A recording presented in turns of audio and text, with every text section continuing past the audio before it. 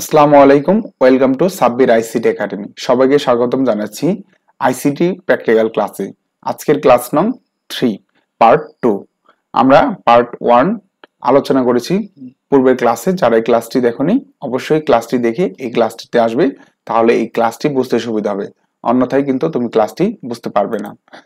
তো আমি আজকের এই ক্লাসে আলোচনা করব হচ্ছে HTML এ বিভিন্ন টেক্সট ফরম্যাটিং এর ব্যবহার নিয়ে, এবং আগের ক্লাসে কিন্তু আমরা এই টেক্সট ফরম্যাটিং ব্যবহার একটি ক্লাস করে ফেলেছি।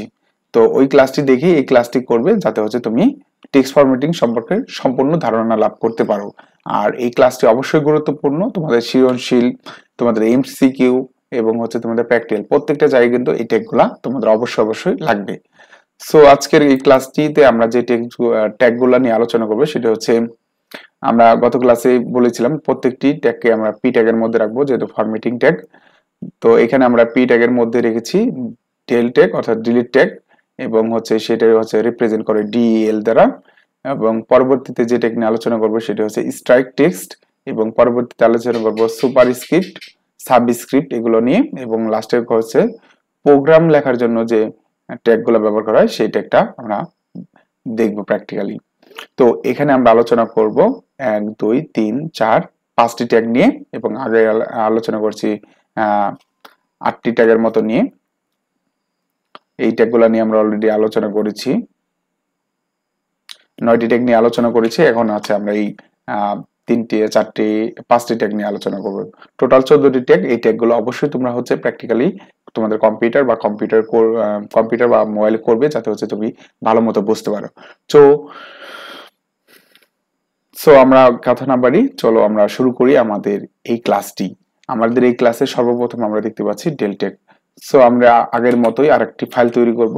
যা গত ক্লাসে আমরা যে ফাইলটি তৈরি করেছিলি সেটি যদি আমরা দেখার চেষ্টা করি, তো আমরা কিন্তু প্র্যাকটিক্যাল থিওরিজ পাওয়ার জন্য এই ফাইলটি কিন্তু আমরা অলরেডি তৈরি করেছি, এবং এইগুলো আমরা কিন্তু অলরেডি দেখে ফেলেছি। তো আজকে আমরা আরেকটি ফাইল তৈরি করব। জানি ফাইল কিভাবে তৈরি করতে হয়। নিতে যাব, নিয়ে থেকে টেক্সট ডকুমেন্ট, এখানে আমরা লিখবো আমাদের যে ফাইলের নেম থাকবে সেই নেম আমরা লিখে নিচ্ছি প্র্যাকটিক্যাল ক্লাস 03 পার্ট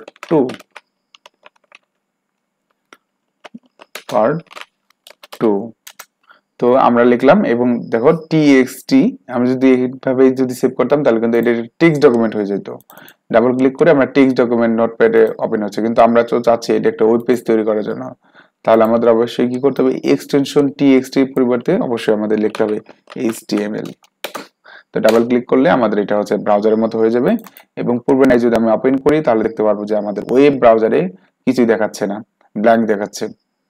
সো আমরা এটাকে অবশ্যই কি করতে হবে, নোটপ্যাড এডিটরে আমাদের হচ্ছে ওপেন করতে হবে। এর জন্য আমি মাউসে রাইট ক্লিক করে ওপেন উইথ নোটপ্যাডে ক্লিক করে দিচ্ছি। আমাদের হচ্ছে কিন্তু ফাইলটি রেডি। তো এখানে আমরা হচ্ছে টেক্সট ফরম্যাটিং করব। আমি আবারও করে নিচ্ছি, বারবার দেখাচ্ছি যাতে হচ্ছে মুখস্থ হয়ে যায়। ডক টাইপ প্রথমে লিখতে হবে, not doc type. Doc type লেখাটা বড় হাতের এবং পরেগুলা ছোট হাতে দিতে হবে, এবং এর পরবর্তীতে আমাদের লিখতে হবে HTML, এবং এর পরবর্তীতে আমরা লিখবো হচ্ছে হেডের মধ্যে আমাদের থাকবে টাইটেল, এবং টাইটেলের মধ্যে যেহেতু আমাদের প্র্যাকটিক্যাল ক্লাস 3 পার্ট 2 আমরা জাস্ট হচ্ছে টাইটেলটা তাই দিয়ে দিলাম, এবং আমাদের টাইটেল ট্যাগ শুরু হয়েছে, টাইটেল ট্যাগটা আমাদের শেষ করতে হবে। এর পরবর্তী হেড সেকশনটা শুরু হয়েছে, আমাদের হেড সেকশনটা কিন্তু আমাদের শেষ করতে হবে।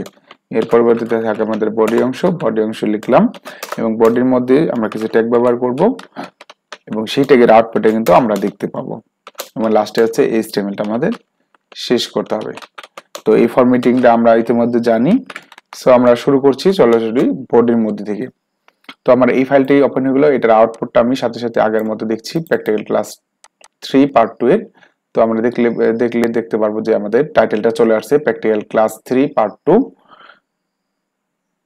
পার্ট 2 চলে আসছে। আমাদের যে টাইটেল রয়েছে পার্ট, স্পেলিংটা মিস্টেক আছে, আমি ঠিক করে নিচ্ছি।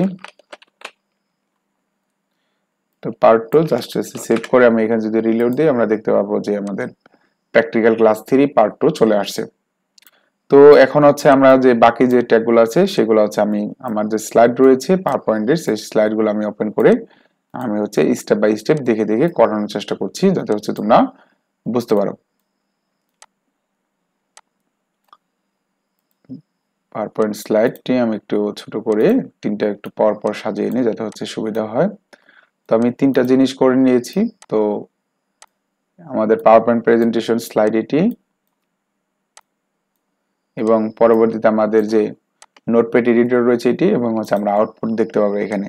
সো বডির মধ্যে আমি সর্বপ্রথমে পি ট্যাগ লিখে নিচ্ছি। পি ট্যাগের মধ্যে সকল ট্যাগগুলো নিব আমরা, এবং এখানে আমরা সর্বপ্রথম ডিলিট ট্যাগ নিয়ে আলোচনা করব। ডিলিট ট্যাগের জন্য লিখতে হয় DEL, এবং এখানে আমরা লিখব this is delete tag, DLAT deleted tag বা টেক্সট লিখবো আমরা। এবং ডিলিট ট্যাগ শুরু হয়েছে, ডিলিট ট্যাগ শেষ করব। পি ট্যাগ শুরু হয়েছে, পি ট্যাগটা আমাদের কিন্তু /p দিয়ে শেষ করতে হবে। এবং যদি সেভ দেই তাহলে আমরা দেখতে পারবো একটা টেক্সট চলে আসছে এবং মাঝখানে একটি কাটা দাগ আছে, কারণ ডিলিট ট্যাগের কাজই হচ্ছে এটা, যে কোনো টেক্সট থাকলে তার উপর একটি মাঝখান বরাবর একটি দাগ দিয়ে দিবে। এটি হচ্ছে ডিলিট ট্যাগের বৈশিষ্ট্য।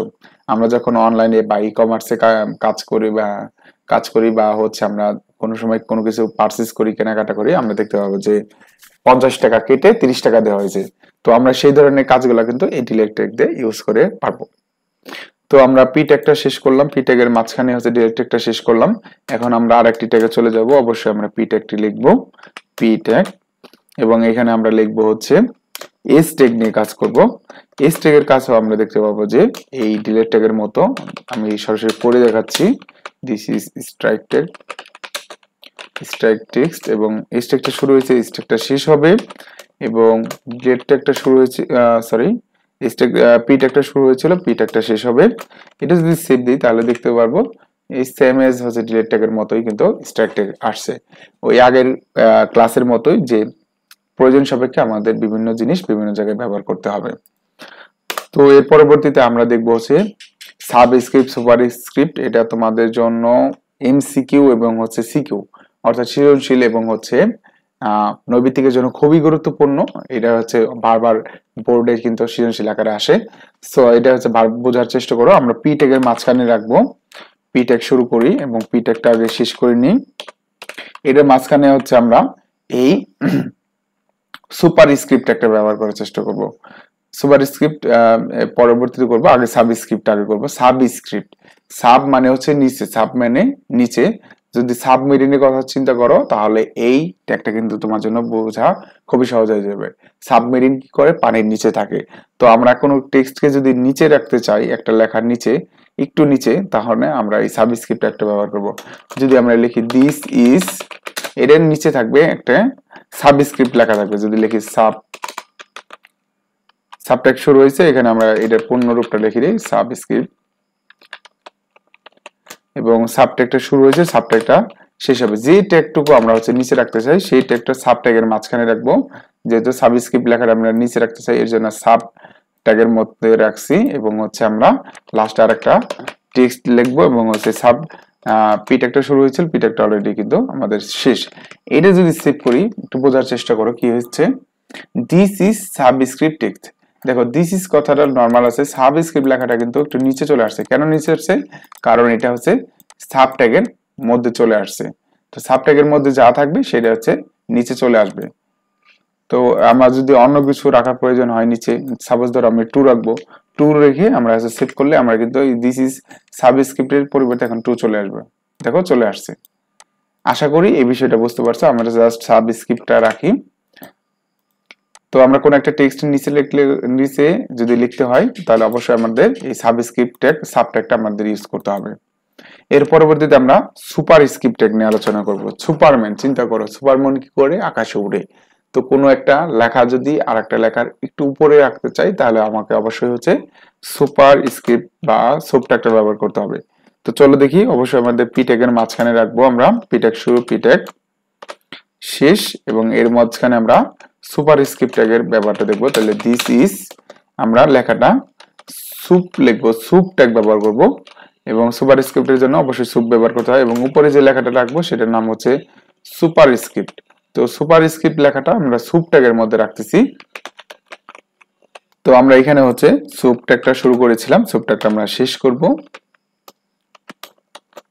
এবং আমরা যদি লাস্টে টেক্সট লিখি এবং সেভ করি তাহলে আমরা দেখতে পাবো সুপারস্ক্রিপ্ট লেখাটা উপরে চলে গেছে।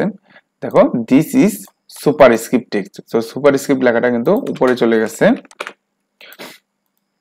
আমরা একটু স্পেস দিয়ে নিই যাতে হচ্ছে বুঝতে সুবিধা হয়।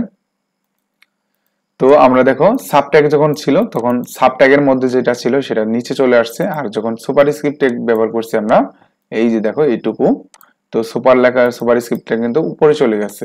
তো সাবট্যাগের কাজ হচ্ছে উপরে নেওয়া, সাবট্যাগের কাজ হচ্ছে নিচে নেওয়া। আশা করি এই বিষয়টা তোমাদের মধ্যে ক্লিয়ার হয়ে গেছে।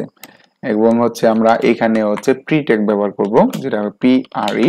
তো কোন একটা প্রোগ্রামের মতো লেখা যদি আমরা ব্যবহার করতে চাই তাহলে এই ট্যাগটা আমরা ইউজ করি প্রি ট্যাগের শুরু আছে শেষ আছে, এটা আবার প্যারাগ্রাফ ট্যাগের মধ্যে রাখবো না। এবং এখানে কিছু টেক্সট লিখবো, this is a programme,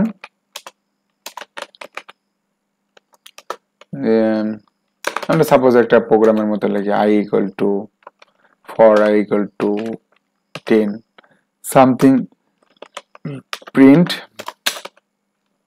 I next ইত্যাদি ইত্যাদি আমরা কিছু টেক্সট ডেমো কিছু টেক্সট লিখলাম। এটা লিখে যদি সেভ করি তাহলে এই টেক্সট আমরা কিভাবে দেখতে পারি, দেখো এটা কিন্তু ফন্টটি চেঞ্জ হয়ে গেছে, কারণ প্রোগ্রামের মধ্যে যে সমস্ত আউটপুট পাওয়া যায় আমাদের, আমরা যখন প্রোগ্রাম করি তখন হচ্ছে এই ধরনের এইরকম লেখার স্টাইল থাকে।